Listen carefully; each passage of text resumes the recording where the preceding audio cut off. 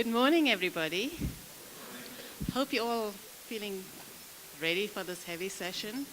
As you can see, it's going to be quite combative. There's like 1, 2, 3, the young versus the old, eh? I don't know why, the separation. Although this wasn't initially scheduled on the program, but I just was so uncomfortable with us leaving after 2 days together and not having this discussion, which I think is really fundamental. And so I just want to re-explain why I wanted to do this. And it's about the fact that unschooling is also about social justice. And raising free people is about social justice. And social justice doesn't only happen by osmosis. In fact, a lot happens by osmosis, but you have to decide if you're adult or child. The bridge, okay. Go, Akilah. And we want to remove power, domination, control from how we relate to young people. Yes, Teresa's session was very powerful yesterday on that. But it's not a bubble. You know, we're not creating a bubble. We're not creating people living in, living with young people who think everything's just beautiful and it's flowers and butterflies and there's no wealth inequality and social injustice and racism and patriarchy and homophobia and all those things. It's all there, and we've absorbed it and we practice it.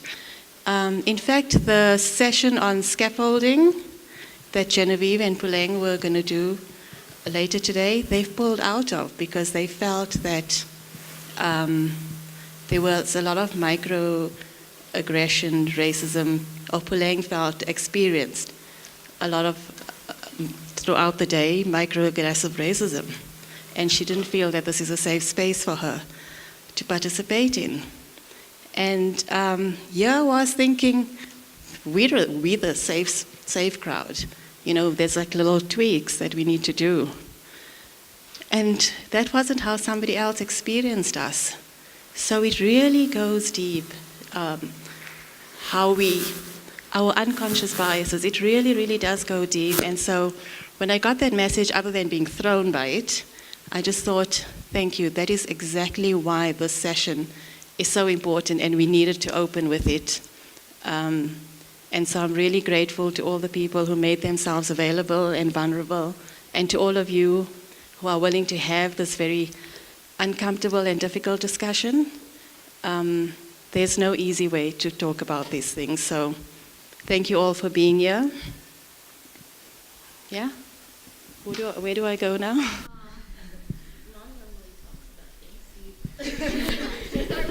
So we didn't really discuss how the session would run because we just put it on yesterday. So it's going to happen how it happens, yeah? Okay. And I think it'll be easy in this space because, you know, we're here in this context and it won't be so difficult. Zakiyya, where are you going? Yes.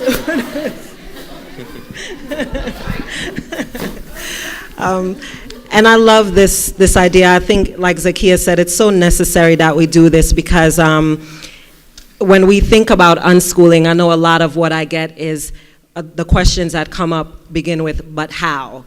Or, but what about, right? Some of them are the low-hanging fruit. But what about college? But what about socialization?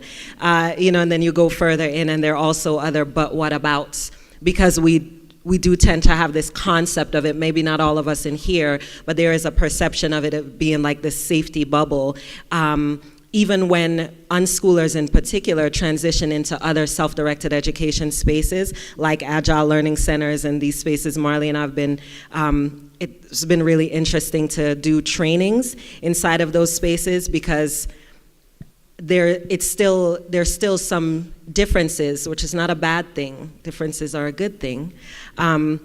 With the perception of unschoolers being kind of self-centered and not knowing how to do things in community and in collaboration, and with the concept of how the things that they believe in or the things that matter to them, how those things affect other people and vice versa. And so what I love is that there's this movement in self-directed education, and I don't know about other spaces, which is why it's so great to be here to learn, but in the US, there are a lot of pockets of a movement that is trying to show the connectedness among all things, and in particular, the connectedness of self-directed education to social justice work, that they are actually inextricably linked. And that when you talk about raising a free person or talk about working not with a focus on an institution in any way, that there are political implications to this, whether you consider yourself political or not. Personalizing the political in self-directed education, there's a big movement around that. You know, there's connected to things like race. My work in particular is specifically around the intersection of race and self-directed education, because in a lot of spaces, because we are all under this umbrella of self-directed education or unschooling, we forget about all of the other things that are in, you know, these biases that we have, and how they will play out even more so if we are doing liberation work. So I think one of the easiest places maybe we can start is by talking about that connection for us. Because are there folks here who might be wondering how or whether there is a connection between social justice and unschooling and self-directed education, or unclear about maybe the specifics of teasing that out? Is that something that feels present for folks? Yeah? Yeah, okay, good. I know for me, I can, again, just talk about that intersection of it with race, recognizing that, and again, this is like a US-based perspective, that unschooling looked very much like something that white people with money did. Everything you saw everywhere around you did not see families of color, like not even on a website, not one. They didn't even like try. You know, everywhere that you went, any of the centers that you went to, like physical spaces, you rarely had any people of color. If you did, or when you did, there was no like explanations or discussions or work around the needs that are different for people of color in that space, how scaffolding would look different for a person of color, supporting parents who have a very different background or mindset around education as people of color who in the US, you know, this whole struggle around education and recognizing, okay, if I'm still focused on education, but I'm doing it from a liberatory space, what does that look like? So, yes, yeah.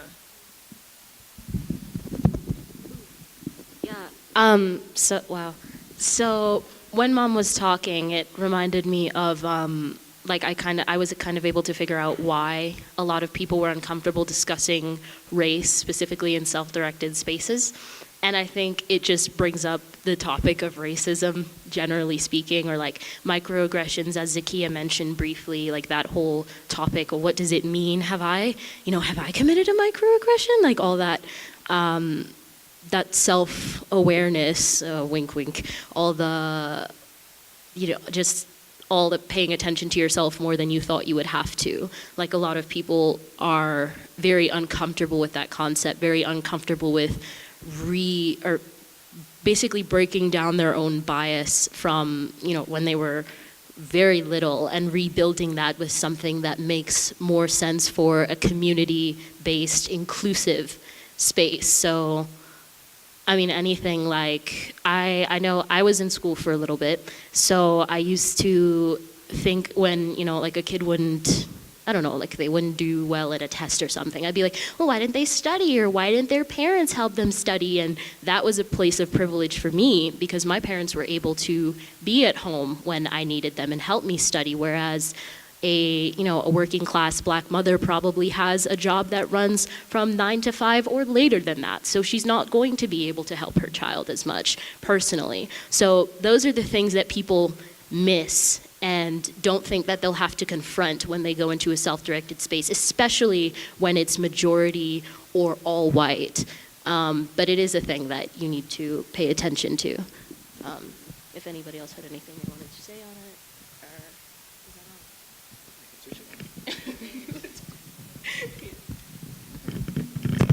You're asking about racism, yeah, Molly? Yeah. all the K-pop jokes I make, I don't know if I'm the best person to speak about this. But yeah, I think a lot of people, like, it comes down to introspection, a lot of the stuff. And I think even as unschoolers, we can have that form of sort of elitism, right? Like yesterday we had somebody say that they enjoying the talks and stuff, but it feels like them as a school mother, they didn't even know the difference. Like there's other ways to do it. And listening to us speak, it feels like that they, like when you talk about school and this, it's like always a derogatory way we're saying it. And maybe we're right that school is bad or whatever, but it's not, it shouldn't come off as an elitist thing. And that can happen even in unschooling space, because you get to the stage where you think you're so smart and you've read so much and this is right and this is wrong, but it doesn't really work like that. It's always gray lines. And I think why race becomes an issue in unschooling is like everybody who unschools is like, we're so different from the system. We like beyond that, we past that. So you don't really turn back and look and be like, you know what, even though I'm past that, I'm still a white middle class person in a privileged area and I haven't actually thought about other things, Or I'm a brown person living in upper middle class South Africa, but I'm just saying an example, Thanks, Mom. And you just have to think about that stuff. Like you can't, no matter how smart you are, you're always going to be wrong with things. And you have to have like a level of skepticism as a person, I think. Or that's my opinion on it.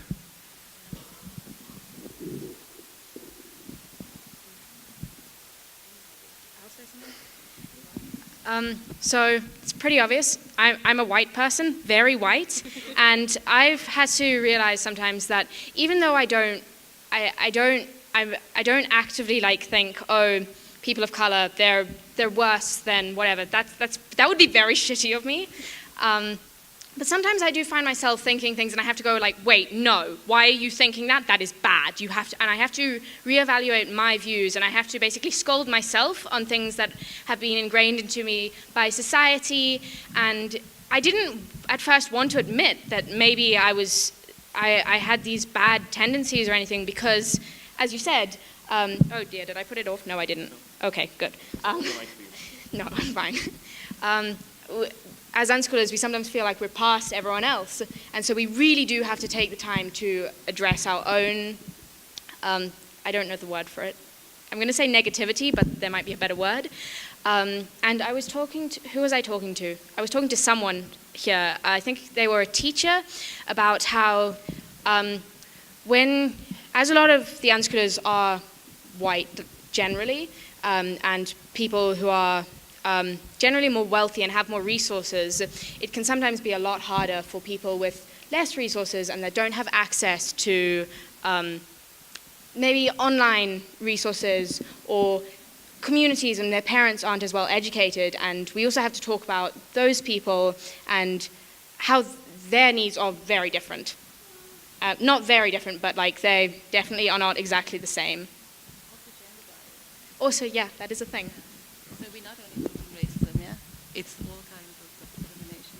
But I don't know why instinctively. I thought you were saying something. I think it's also important.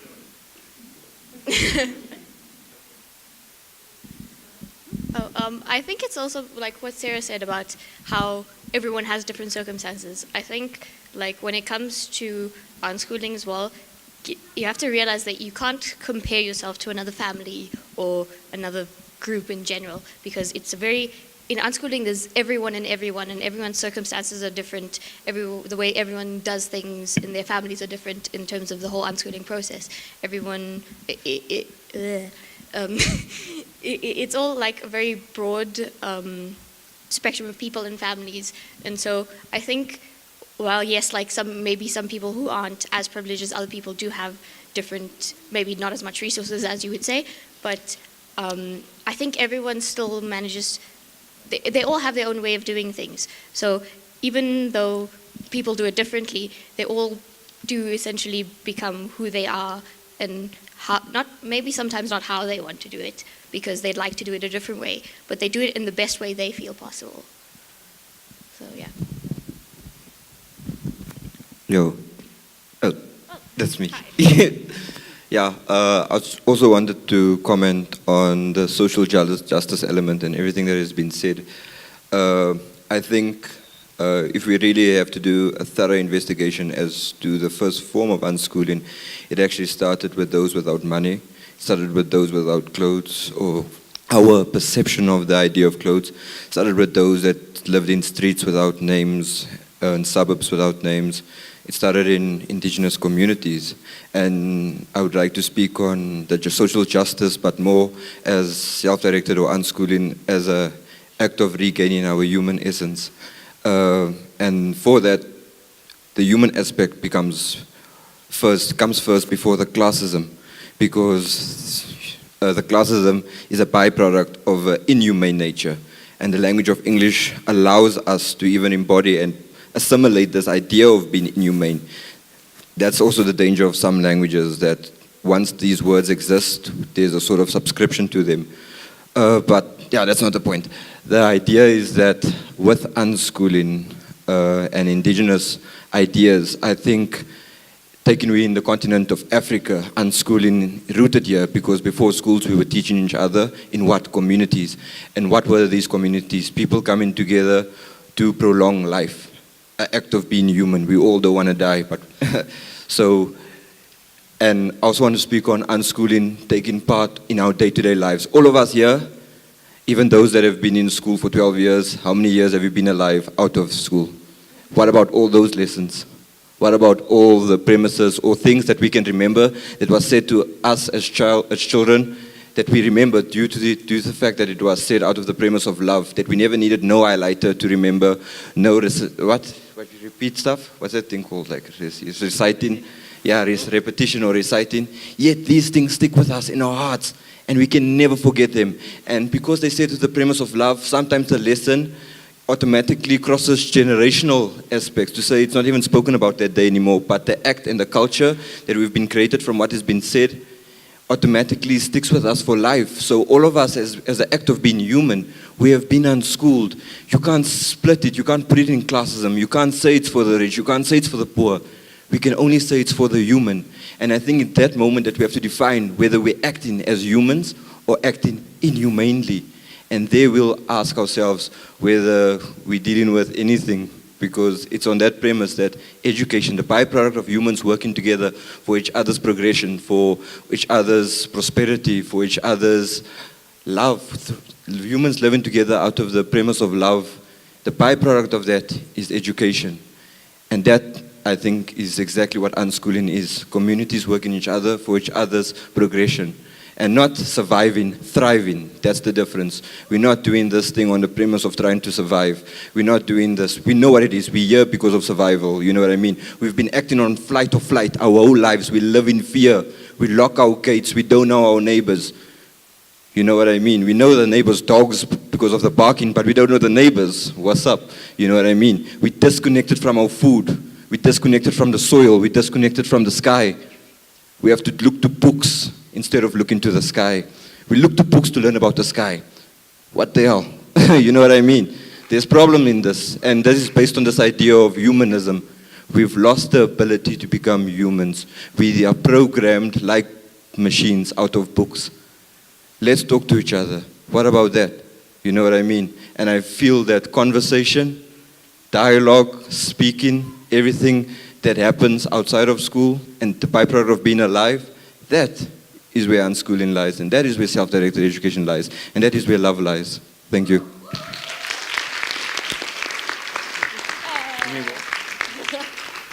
Yeah, I would agree with that entirely. But the point that stuck out to me the most was that you learn a lot of the important things that stay with you, not at all in school, or not necessarily as a result of academia, rather, because that's a that's a huge part of unschooling for me. Like most of the things that are, in my head, ingrained in my head now, or have helped shape my opinions, were not as a result of school. Now, you could say that's because I left school when I was 8, 9, but also because I am a very social person. So if I wanted to be in social spaces that made me comfortable, or that I felt were a good match for me, I couldn't be looking into a book to figure out how to do that. I would have to pay attention to people. I would have to learn how to code switch, how to, sometimes even how to dress for certain places, or if I decide how I want to dress for a certain space. And I think that's a huge part of deschooling and becoming an unschooler as a whole, like as a unschooled child or person, taking responsibility for yourself on a social level and on a, I don't want to use the word intellectual, but just like on a level of like your own thoughts and opinions. Like you really have to sit with it and be like, do I think this? Or I think it was either, oh, sure. Yo. Yeah, we'll relax. Sorry.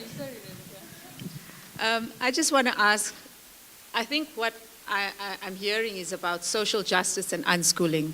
That's, I think, the core of what we're hoping this discussion brings out, and what is the role of social justice in unschooling. And perhaps for you young people, especially here, maybe you could tell us, do you think that that has been a part of your unschooling, and should it be? Is there some kind of gap that we're not addressing here? Yeah. I know in self-directed education or like ALC spaces, which is, what does that stand for again? Yeah, Agile Learning Centers. So it's like an unschooling school is what I call it. That's a huge part of what I've seen in a lot of them, mostly because the facilitators acknowledge that it's something that's predominantly seen as being for white people, or for rich white people, or for a myriad of categories that you could put someone into.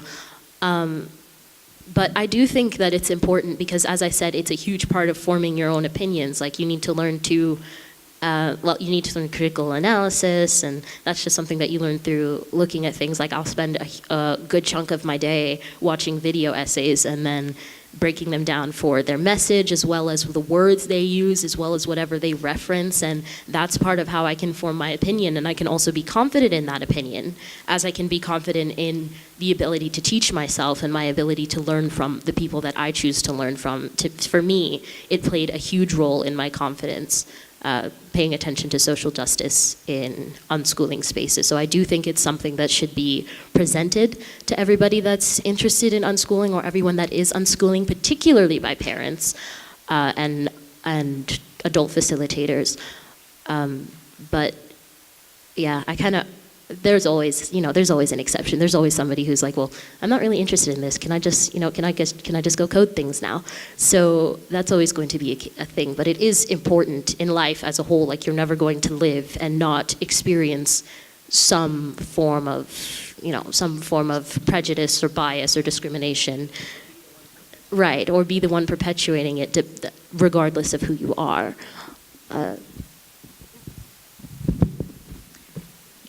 So personally for me, I know there's been quite a few times with my personal opinions where I've had opinions and now I've looked back later and I've been like, what? What is wrong with you? Can I slap you? Because I've had opinions that came, or I don't think I've had very strong opinions where I've argued with things that I believe are wrong, but I've had opinions that, silent opinions, biased opinions, things maybe I didn't do or say or stand up against because I didn't know what to do or say, because I was just I had just only heard what most people think, and now that wasn't really right. But I think when it comes to things like that, I think especially the people around me have made me more aware of that, and even like my parents, I think a few of the things, I think if I did come up with something and I said something that was wrong, I don't want to use the word wrong, but like an opinion that was biased, yeah. I think that my parents did say something and they did be like, but why do you think that? Rather, it wasn't like, no, that's wrong. It was, why do you think that, kind of? And then I think I also take a lot of time to reflect on myself and reflect on what I say and what I do. And that does, help a lot. And to think, why do other people think that? And then whether it was an opinion someone else put on me something that I became biased towards, and then after realizing for myself that no, that wasn't right, then it was to go to that person and be like, but why did you think that was right? And like that, and I think that I think, yeah, my parents played quite a big role in, especially mom, where it was, I think there were a few things that came up and they were well handled. And even if you didn't say much, it was, you said a few things, and then I went back and thought, and I reflected, and I also went to the people around me, and they helped me too. I don't know if I'm going a little bit backwards, but we're talking about raising free people, okay? And then we talked about race issues. But I want to take it to bring on a different level. There are far more isms in this world than racism that needs to be attended to.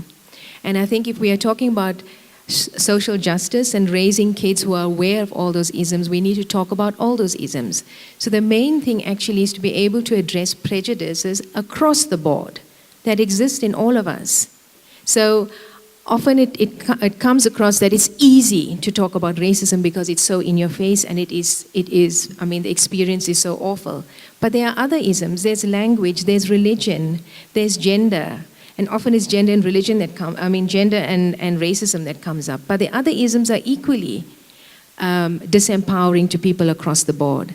So I think when we talk about prejudices, we should actually not confine it to because the basic, the fundamental thing is across the board. It's about you believing that who you are and what you do and how you speak and who you worship and what the color of your skin is better than somebody else. And if we remove all those layers that makes us believe that we are better than someone else, then we level the playing ground and then we can move on from there. So I think in our discussions, we need to be aware that there's so much more prejudice that comes into how we live and how we are. And the second point that I want to make quickly is that, we are talking about there are a lot of people out there who don't have, who can't unschool. We are middle class people. We have this ability, the resources to do it. And I just want to point out to everyone here that there's a lot of people out there. There are millions of people out there who are unschooling. We just haven't tapped into them. We don't know about them. We don't interact with them. We have no way of sort of in any way formally interacting with them. But they are out there in South Africa. If you look at a generation of people, people who are now probably around 70 years old, and if you look at them, they have all been unschooled. We've just not been able to give it an organization and a name. So unschooling, or natural learning as I like to call it, has happened throughout the ages. And in South Africa, it is actually very, very strong. It's just that people have been disempowered to believe that because they don't go to school, that they have a lack. And that is one of the things that we need to change, that there is no lack because you don't. And also the concept of resource, that's another big discussion, but it is a very, very heavy discussion around what do we consider resources that makes us able to unschool? I mean, do we have a sort of a set idea of what resources will constitute a good unschooling family? So yeah, I don't know, because that's also prejudice that comes in. It's also a prejudiced thing that because we have, therefore we can, and because you don't, therefore you can't, and that's a prejudice on its own. Thank you. Yeah, thank you for that. If I can address that. One, we're definitely not, there's no attempt here to limit the conversation to race. That's just the one that started. You mentioned gender bias, and a lot of us here do work at different intersections.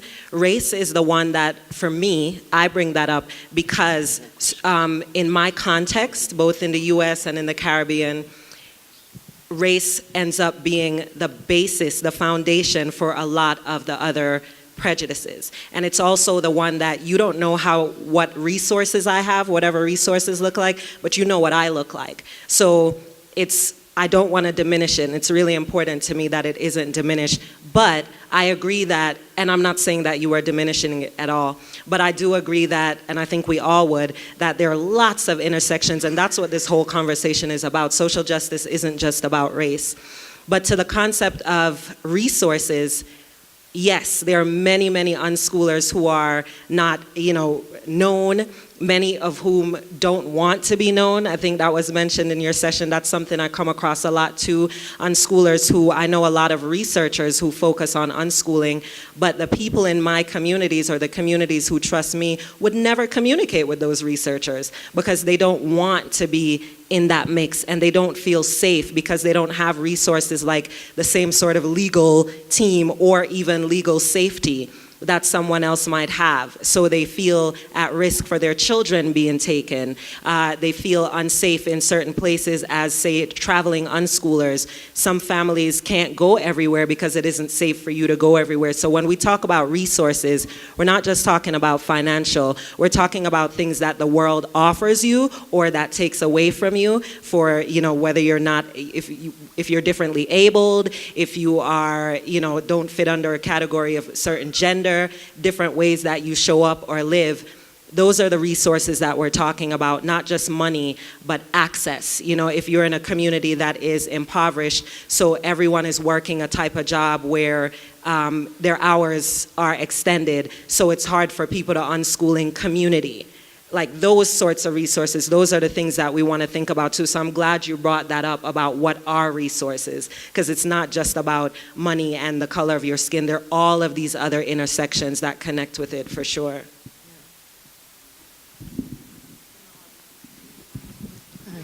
Can I? So I'm feeling very disrupted.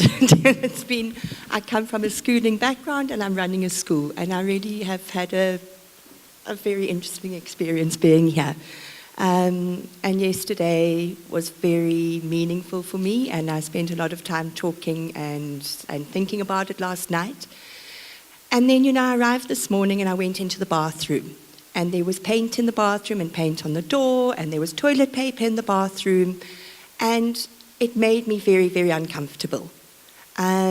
I think that this idea for me of freedom and free children has to be within the context, and I'm so sorry I missed your talk yesterday. But freedom in what context? I really felt that there's a response, that there needs to be a sense of responsibility to the community, to the environment, to other people, and that the mess that was left here yesterday, actually not just by young children, but by others. And I think that leads me to what I'm worried about, is that what I'm hearing here is again that individualism from nearly all of us. That idea that it's what I think, what I say, how I've been spoken to, how I've been brought up that is so important.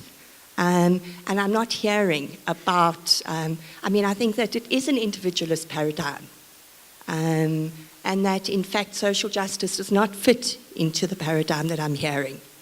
So this is what is still bothering me and still making me feel very uncomfortable in this space.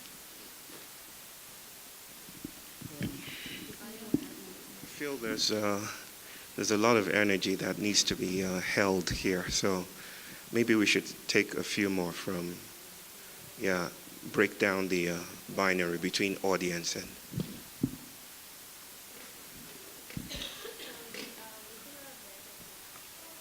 Nicola.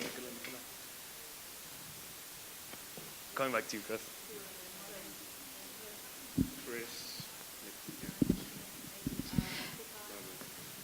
Firstly, I just wanted to say to the two young people who said, I'm so bad for thinking those thoughts and stuff,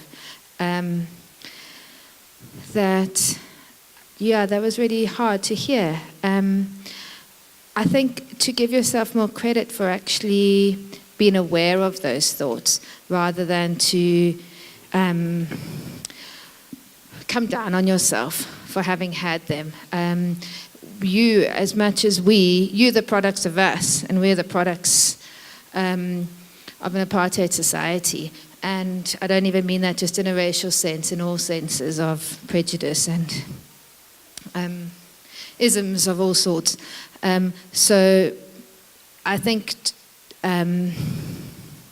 just wanted to say to you guys that a lot of young people aren't thinking about their thinking in the same way that you are. So, yeah, I think more gentleness from that talk we were hearing yesterday, more gentleness with yourselves as well. And then the other thing I wanted to say is, somebody said just now about not just dissing school. You were saying not just dissing school, and seeing ourselves as above school. I think we could all agree that in a South African context now, in a ex-Model C school, one of the most amazing things in a lot of those schools, obviously not all and not in the elitist private schools necessarily at all, but there are opportunities for children of various races and classes and genders to come together, obviously in a way that we never experienced in our childhoods. And it's quite amazing to think of all these children coming from these different backgrounds into this school community and navigating that space together, and the teachers mostly getting in the way of that, but some of the teachers facilitating that meaningfully. And I'm just wondering, in an unschooling context, how young children get those opportunities to interact with children who are different, who have less, who know different things, when they aren't in an institution that kind of forces them all together and they're doing group work and they're playing in team sports together and all those things. And so I'm wondering how the unschooling community can learn from the schools in terms of that. And I know schools struggle with that. So I'm not saying in any way that they've all got them right. And the other thing I just wanted to say is social justice in the bigger picture. I'm hearing young people grappling with their individual biases, which is really encouraging and courageous. But I'm just wondering how we as middle-class people put unschooling forward into society and say, here is the solution to social justice issues in our country and in other people's countries. I'd like to hear some ideas on it as in a broader picture. So I think maybe with all the isms and everything, we kind of get caught up in the naming of things, and we don't look at the core. I think the core of it all is power. We have most of us are used to being the thing that power is used on, and when we get a chance to have the power, we really don't know how to act. So as an individual, your place in society gives you a certain level of power. As an adult, the society gives you that level of power over your child. The thing that unschooling does for me is it challenges the idea of where power lies. And it also challenges the concept that even knowing the things that you know, being oppressed by power in whatever circumstance you are. You can be rich, you can be white, and still have things put down on you. You can be a rich white woman and still be subject to the whatevers of a rich white man. The power dynamics don't just trickle down, they trickle up as well. So I think it's important that when we dissect and reconfigure and try to label and decide what unschooling is, we don't lose the essence of what the thing is just in order to label it, just in order to put it in the context of something that we've already known and we've already gone through. The term unschooling is just something that is trying to put into a box the idea that what you're used to, what your growth and what the experiences you've had, reanalyze them. Look at them through the context of what you know now instead of assuming what was happening in the past is right. Whenever you have an issue with power, you're going to have upheavals. There's going to be people that want to challenge your power. Having a clean wall in a clean, nice building, if there's graffiti on the wall, the need for graffiti is to fight that system. It's to say something is wrong with your clean walls and your tall buildings. It's not built on something for everyone. So when you see something, you may see it as being dirty. You may see it as someone not respecting the building and whoever built it and whoever put the money aside to build the building. It's important that you don't just assume people are crazy or people are disrespectful or people are whatever. Take the time to really consider, what else is it? Why would you deface something like this? If you built this building and in order for you to build a building, you completely gentrified a whole area, a whole community. You pushed all those people out to build your nice buildings and to have your nice city view. And then when you go down to the street, you realize there's graffiti all over the front wall. Yes, it might not be nice to look at, but think of the people that you pushed out to have that building. Think about their angst, and that just doesn't go away. You understand? And for me, the way that unschooling works, it gives us the adults to say, we have power, yes. Let's put that power aside and look at what our children are saying. Look, and it goes to racism. If you are the one with the power, let me put aside my privilege and try and understand what these people are saying. Same thing with sexism. If you as a man are in this position, let me put my power aside and really consider what a woman is saying and not just assume that because I have the power, I'm the one that's right. Okay, thank you very, very much. I think I've got just two terms. Oh, I don't know if I've got terms. It's school and money. I think these two are the ones that have confused our world. I'm just thinking from my side. School, we just have to understand the term school. Where does it come from? I think that's the most important thing. And what's the purpose of school? If we think way back before Industrial Revolution, there was no schools. People who used to get food and everything everywhere. We are not even talking about money. And somebody saw an opportunity to actually use people to fit in a certain system whereby he can, whatever the aim was. Now, since then, people have been fed into that system, which is collapsing now. And because it has been done so long, it has become our second nature. We are still banging our heads against the brick wall to say, it must work. It has worked before, and it still has to work. Why not now? But if you look at it now, all the careers, like engineering and everything, they are overflooded now. But we still want our children to be engineers, to be this, to be that. Who's going to employ them? That's the question of money now. Because when they get employment, that they get money and they get power. Have we ever thought one day that you wake up one morning, all of us, there's nothing in our bank accounts? How are we going to face the next day? Nothing. There's nothing in your bank account. There was scam. Your bank account is wiped completely. There's nothing. That is when we'll actually realize that we need each other as people. As to say, what can we do from here? Because all of these things have been absolutized, especially money, have been absolutized so much that the power comes from money. But in actual fact, the power comes from natural resources, which we don't explore. We are going to say, okay, if I want cabbage, I want to go and buy cabbage from ShopRite. Say next day you don't have money to buy that cabbage from ShopRite. What are you going to do? Or let's say there's cabbage everywhere. Somebody says, no, I've got cabbage for you, but I need money. And you don't have money. I think there wouldn't be racism. There would be nothing of that kind if a few elements could have been taken away from us to work together as a people. But, well, I guess that is just a thinking.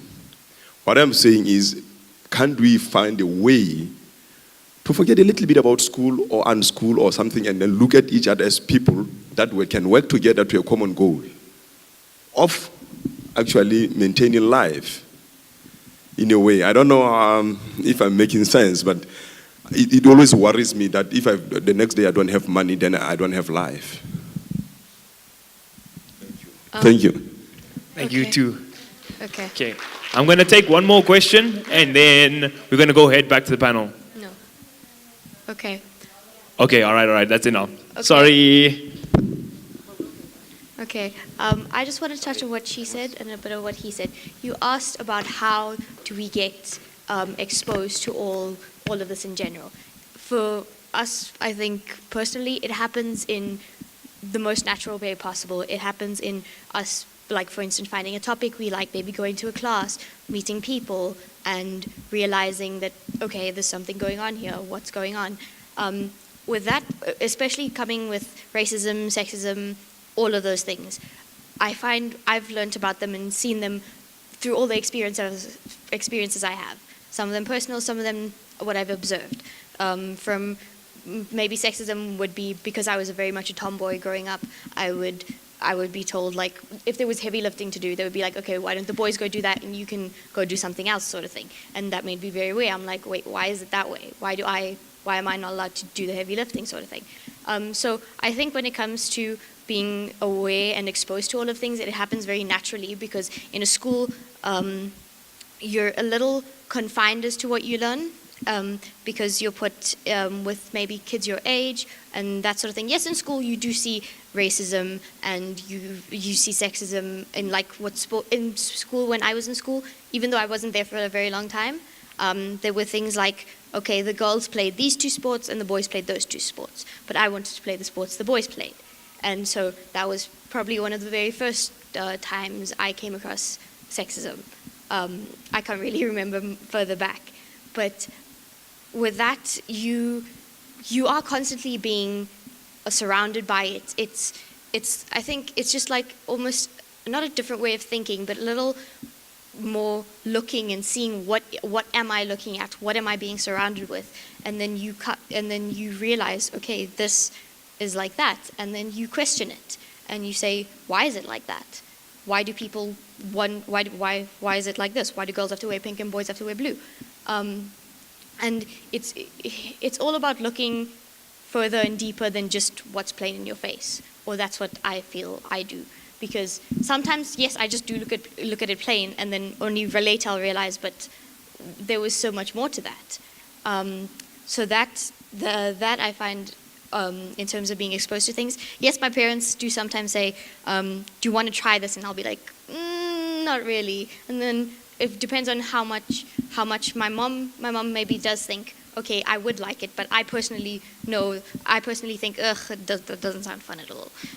My mom will be like, why don't you try it out and see what happens? And I'll say, okay, fine, I'll go try it. And sometimes I'll be like, no, I didn't really like it. And my mom will be like, yeah, but you tried it out and you decided you didn't like it. And you saw what was there.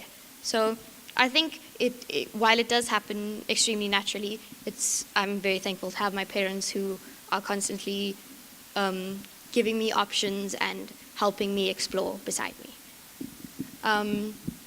And your thing about if you had no money and where would you find resources for that matter. It was yesterday evening. I think a lot of you didn't attend. We had the session, my sister had the session on this cartoon we watch, Avatar: The Last Airbender, and how it relates to unschooling. And we did talk quite a bit about the show, but we talked about one of the main points we made a lot was how we all learn from each other. Even my sister and I, for instance, we don't even have to go far sometimes. My sister and I will learn from each other because we have different interests. And it's not like I'm learning from someone older. My sister's younger than me. She's much younger than me, and I learn lots of things from her a lot. So I think with unschooling at the moment, from what I've been through, we constantly learning from each other. So it's not like you have to go out somewhere and go find a specialist. You can start close to you with people you know who might be into that. And if maybe you don't want to, or you can't go out and find a class or a professional, maybe there's someone else who wants to do it with you, and you research it together. You say, what is it about? What do we want to learn? And it's like looking up at something and saying, what is that? Is it a star? Is it a plane? Is it a satellite? We explore it together, and I think that's one of my favorite things about my current unschooling journey as it's progressed is the community that I've had with friends I've made of every age there is, from really old to really small little kids. You'd be surprised what you can learn from 5-year-olds. Yeah.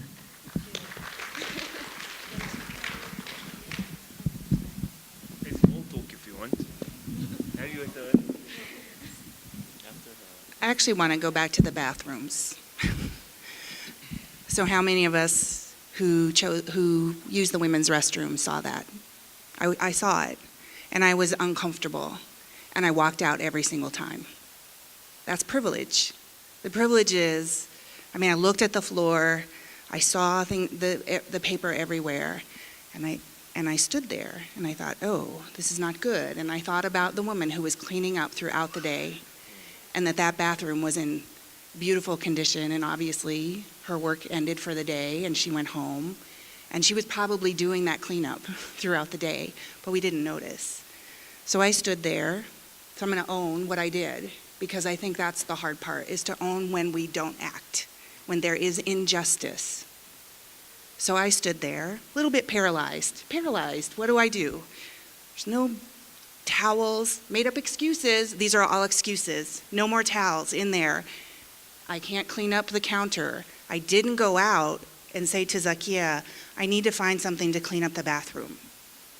Went in again, saw the same thing, same thought processes. So privilege for me looks like I walk out, I get to go back to my hotel, somebody cleans my room this morning. The woman who comes in to work this morning, by the time I go to that bathroom this morning, will likely be cleaned up. So each of us that walked in and out of the bathroom, what we demonstrated was our privilege and our power to not act. And so I appreciate you bringing that, because what that triggered in me was all the discomfort that I was able to tuck in the back of my head. It would come up every time I went in, and then I would tuck it back. And thank you for the discomfort and calling that out. And my response to the bathroom was, oh shit, I don't think they're going to let us come back here next year. The panel it's the panel first, Yana. So rest your arms till the panel is done. No more questions for the moment. Yeah, we want to break for a bit. Let our panelists speak. Okay. Good morning, everyone. I speak with the permission of the people who have sacrificed for me to be here, and I want to give account for them, my family, the community that I come from in India, and all of you that are here with us together. Good morning to you. I want to start by there's a lot of things that have been said, right? There's a movement in the room, and there's a shifting. How many of you feel, and I ask humbly, how many of you feel a bit uncomfortable, disrupted, maybe displaced, your feet not quite firmly on the ground? You just want to raise your hands up if you feel that, yeah. Just a little bit, yes, I get it. And to you, I say, as cheesy as it might sound, I say congratulations. And I say that because now we've begun the hard work. This is the work. It's not simply coming and gathering together and consoling ourselves, singing to the choir, that we have it down pat. We know what unschooling is. We have this social justice thing, right in the kitty. That's the myth of the redemptive workshop. I come here, I add a little, I put some tools in my toolkit, and that's it. I figured this out. But it doesn't quite work that way. Wendell Berry says, the impeded stream is the one that sings. So it's when we meet the obstacles, is when we encounter the shadows, that our work finally begins. So what do we do with these shadows, for instance? How do we meet and approach these monstrosities? The idea, the astounding, shocking idea that our articulations of social justice might just be as exclusionary as the things we're trying to escape. What do we do with that? Let me situate this in something very practical, so I don't speak in the abstract, which I tend to do sometimes. In India, people the ages of my brothers and sisters here, our children, commit suicide more than any other group of children around the world. Teenage suicide rates are climbing every year. I forget the number, I have the data, but it's so alarming that, and it's so urgently close and pressingly intimate that just behind my house, where a train passes by, there's a bridge, and young people go there with their report sheets. Maybe they come home with an A-, and they jump to kill themselves. And that's because right now, India is pressing towards being a superpower. And in trying to be a superpower, in trying to be like the West, the imperative of catch up with the West filters down to the teachers and filters down to the school. So it's about performance. Parents don't speak with their children anymore. Children go to school by 8 and they come back at 3. Then they go for lessons by 4 and they come back home by 8. So they literally have no time to breathe. And that's what's happening in India. So when I say, when I speak to someone, when I tell my mom or when I tell people around that there's an ethical urgency to address the dilemma of schooling and the ethical and social justice implications of that, I speak from a place of, I'm not speaking as a philosopher or as a professor, I'm speaking as a father. I know that if I don't address this with community, I will not be able to see my world or my daughter grow up in a world that embraces her. However, this is what we have to work with. This is what I'm working with, the dilemma of thinking out the box and noticing that the box produces the idea of thinking out the box. This is what I have to work with. That unschooling in India is largely seen as classist. It's seen as the privilege of the, of course, you guys know about the caste system, right? The caste system. There's a group in India called the urban Naxalites. They are the ones that are the intellectuals that are trying to bring down the nation state. The nation state of India has branded them as terrorists. So they're fighting, they're on the streets, they're inviting people into communities.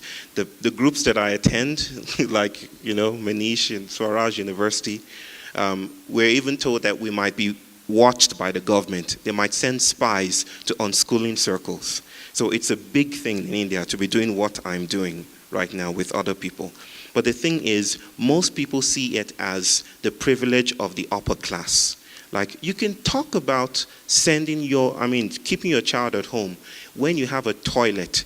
This is amazing that having a latrine, a toilet, which most people in India don't have, is connected with the unschooling movement. Because if you go to school, then you can defecate in school. But those people that keep their kids at home are more likely to defecate in the fields around their home. So people say, you can talk about unschooling because you have a toilet in your home. I have to send my child to school because we can't afford to have shit everywhere around us. Classism is already inbuilt into it.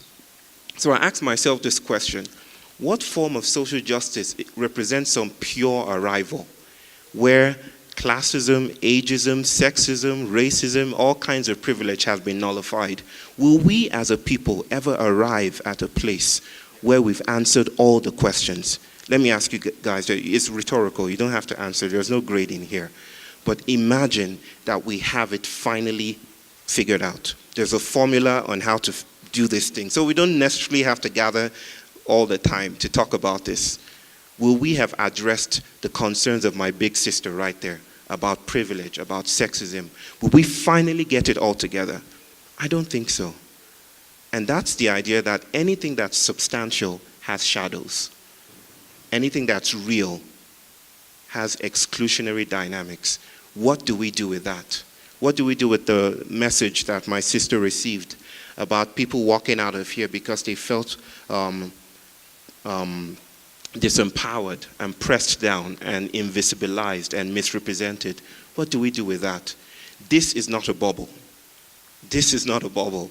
We are perpetuating the same dynamics most of the time when we speak about it or when we speak against it. There's no activism that is pure. And what do we do with that? So I'm learning, and this is not my personal journey of salvation, but this is my noticing that I need community now more than ever. And I need people to share my shadows with, my demons with, my fears with, my senses of domination and control with. We need each other in that way. But we don't need each other in the senses that concretizes our idea that we're better than them out there. Because immediately we get to that space of knowing that it's us versus them, it's us versus the world. We're the ones that have been disempowered, which is also right to say. But immediately we cut off the ties between them and us, then we might be perpetuating the same power differentials that led to injustice in the first place. A mentor of mine said, an idea that counters another idea is virtually the same idea. We will become that which we fervently resist. So we need other ways of responding, other modes of engagement that are beyond confrontation. What do we do with that? How do we sit with the demons that are roaming here, the shadows that are with us? I don't know. But I know that we will not find our way until we are generously lost. Yeah.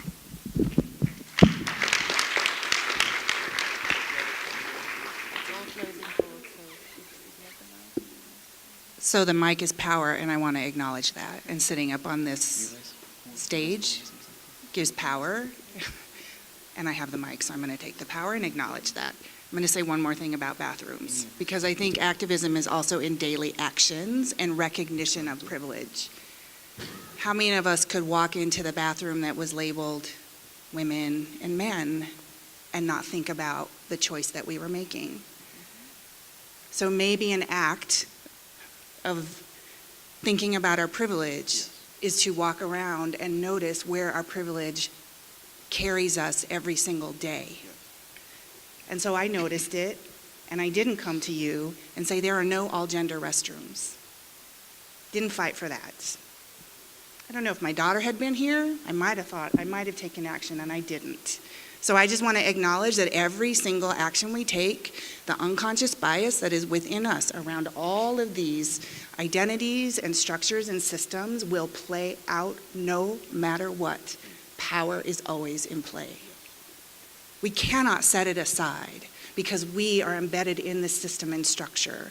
So while we try to analyze and understand and break down power, we also have to own that we have power and privilege in the ways we move about this world. And if we're not willing to confront that within ourselves, then it's just words. And often I am just words. We all are. Yeah, I think that's all of it is true, but in terms of like unschooling as a whole, a thing that I recognize with a lot of adults that maybe aren't interested in unschooling, or maybe they are deschooling, but it's a lot of like when a topic of any ism, any injustice comes up, you're like, oh, well, here are my opinions on it, and I don't know how we can fix it, but blah, blah, blah, blah. And the I don't know is immediately discredited, or it makes the whole statement discredited. And I think that's something that's prevalent even throughout unschooling communities oftentimes with the people that are deschooling, which, by the way, is everybody. So just discrediting an I don't know is or crediting an I don't know, or being like, well, let's figure it out. Or you can wait at I don't know. Like it's fine to just be where you are and wait until something comes along. And if nothing comes along, that's fine. Like that's a part of unschooling that's very important to me, because I was only in school for, I've been out of school for about five, almost 6 years now. 6, yeah. So 6, almost 7 years now. And I still struggle with there not being a black and white answer to everything, even though, I know damn well that that's not the case for everything. Not everything is yes, no. Not even everything has a maybe. Like something is just, eh. So like that, and that's really hard for me. Like it almost makes me feel stupid. I'm like, why would I not have a stance on this? But unschooling has, sometimes against my will, taught me that I do, I need to hold space for my thought process, because that's the in between, and that's where you're really going to be able to make a decision that you can be confident in. Because as Deej said, like, a lot of times you just go off what everyone else is saying.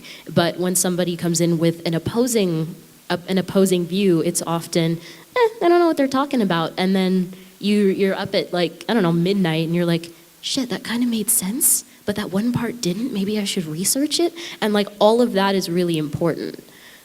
So the in-between of any discussion, any journey, is exceptionally important to validate and pay attention to, a crucial part of any unschooling, deschooling experience, I would say.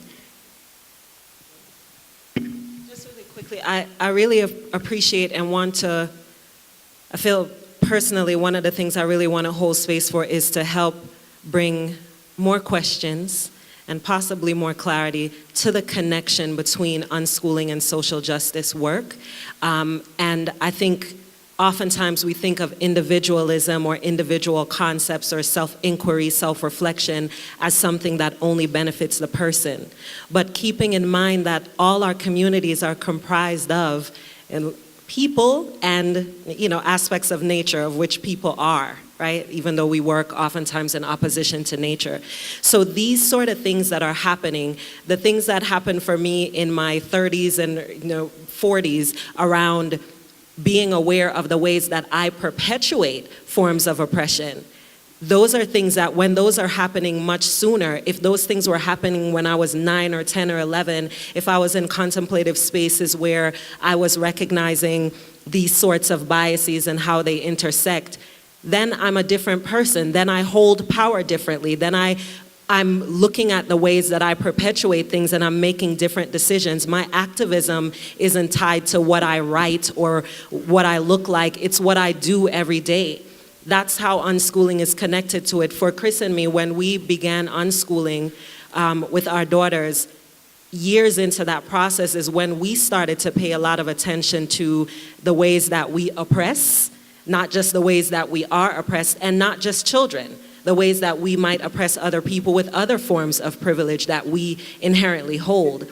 So this individualism is oftentimes the foundation for the community work, because then I'm looking at someone differently. I'm paying attention to the person who is doing the service work in a different way than I would before, trying to get to my middle class status. This is social justice work, because when you can co-create community, which means not just people being together, but people having an awareness of the differences and not trying to hide those differences or say that my difference is better or more important, those are the seeds of social justice work. Because then I view you differently, I hear you differently, I see and recognize my own biases, and I'm not focused on defending my perspective. So that's one of the ways that it is very much connected to social justice work, because it helps to grow people who recognize injustice, not just in the world to call it out, but in themselves, so that we can act differently, and not just act differently alone, but act differently together.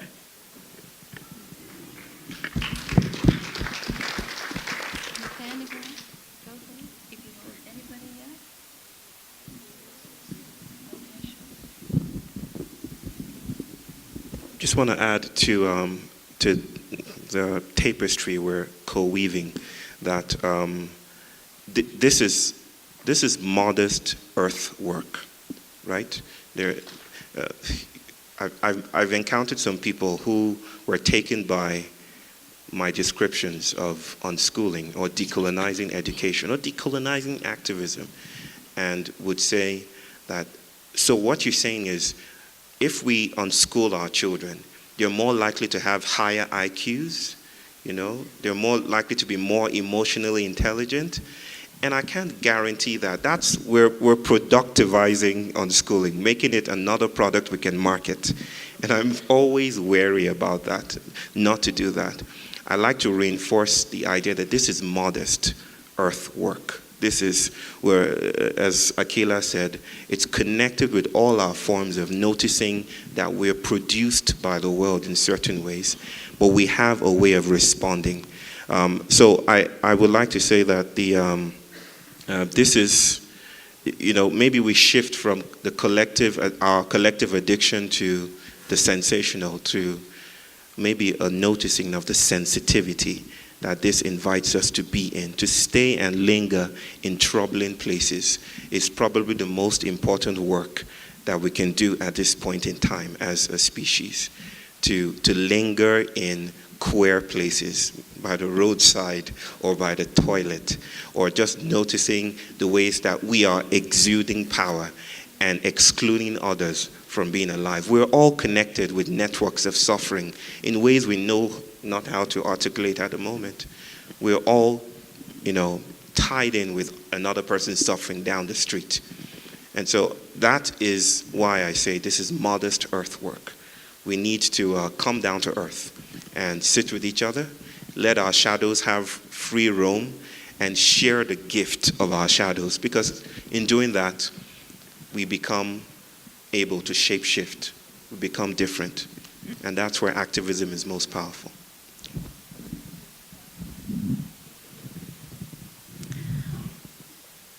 I think, so let me start with the good part first.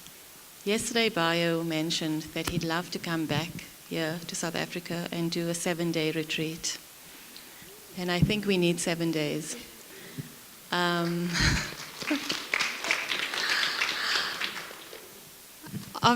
have so many responses to what was said, and I have so many other questions, but I also have to be respectful of the fact that people outside have made tea for us, and now they're trying to keep it warm because we were meant to end at 10:30 and it's 11.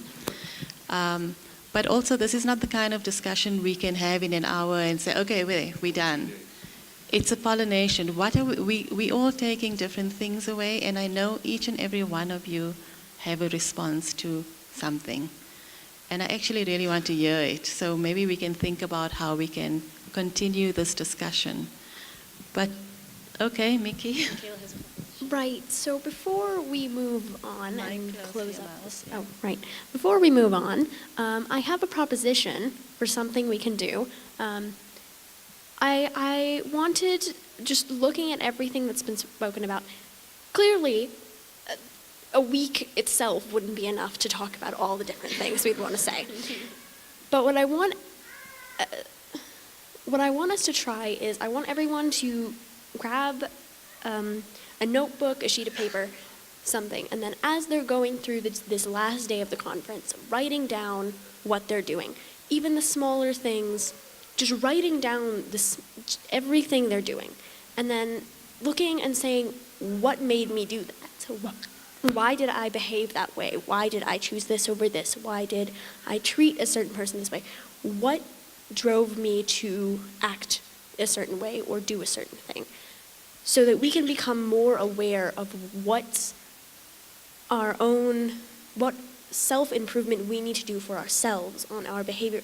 We can look back how we acted and say, am I happy with the way I responded to that?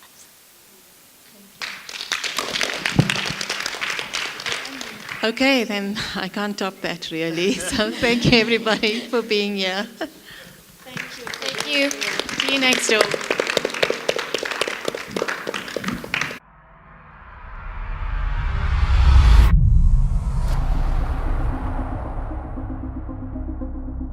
Azania's on Twitter. Envisaged for this next conversation, and it's all about unschooling.